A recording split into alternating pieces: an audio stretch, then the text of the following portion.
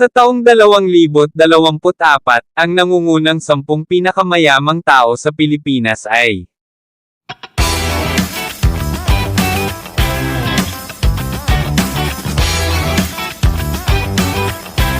Isa. Manuel Villar, tagapagtatag ng Vista Land at Lifescapes, isang kumpanya ng real estate, na may mga interes sa mga mall, condominiums, at mga pagpapaunlad ng pabahay.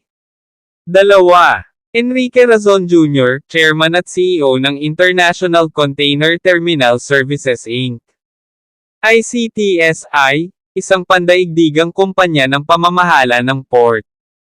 3. Lucio Tan, tagapagtatag at tagapangulo ng LT Group, isang konglomerya na may interes sa tabako, pagbabangko, at mga eroplano. 4. John Gokongwei Jr., ang yumaong tagapagtatag ng JG Summit Holdings, isa sa pinakamalaking conglomerates ng bansa, na may mga interes sa pagkain, airlines, real estate, at telecommunication. 5. Jaime Zobel de Ayala, Chairman Emeritus ng Ayala Corporation, isa sa pinakaluma at pinakamalaking conglomerate sa Pilipinas, na may mga interes sa real estate, banking, telecommunication, tubig, at infrastruktura. 6. Tony Tan Cacciong, tagapagtatag at tagapangulo ng Jollibee Foods Corporation, ang pinakamalaking chain ng mabilis na pagkain sa Pilipinas, na may pang-internasyonal na presensya.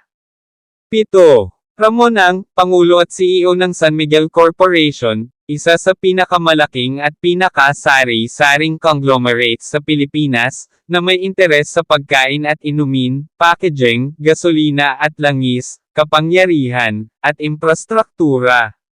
8.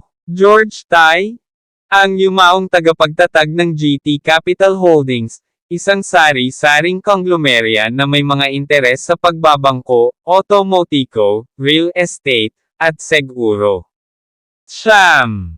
Andrew Tan, tagapagtatag ng Alliance Global Group, isang konglomerya na may mga interes sa pag-unlad ng real estate, mga hotel at resorts, paggawa ng alak, at mga kadena ng mabilis na pagkain. 10. Robert Coyuto Jr., Chairman at CEO ng Prudential Guarantee at Assurance, isang nangungunang kumpanya ng seguro na hindi buhay sa Pilipinas, at kasangkot din sa henerasyon ng kapangyarihan at pamamahagi. Ang mga individual na ito ay nagtipon ng kanilang kayamanan sa pamamagitan ng iba't ibang mga industriya, na nagpapakita ng pagkakaiba-iba ng ekonomiya ng Pilipinas.